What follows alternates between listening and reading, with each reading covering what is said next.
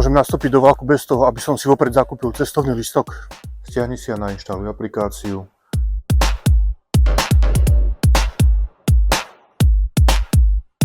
Zaregistruj sa svojím mailom.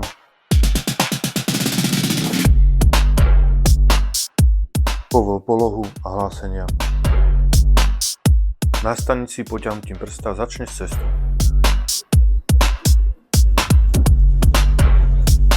Keď sa objaví revízor, dáš zobraziť lístok.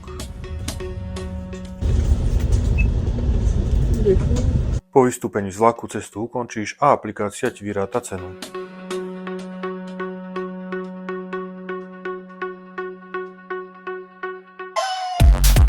Pre úplnosť by som dodal, že cestou do Žiliny som stihol skorší vlak, ktorý mal výrazné meškanie. Vlak ide správnym smerom, lístok neriešiš, pustíš aplikáciu, začneš cestu a nasadneš. Doklad zaplatený príde na druhý deň. Keby som kupoval cez aplikáciu Ideme vlakom, vyšlo by ma to o 10 centov lacnejšie. Nové technológie nám uľahčujú život, je fajn vedieť ich používať.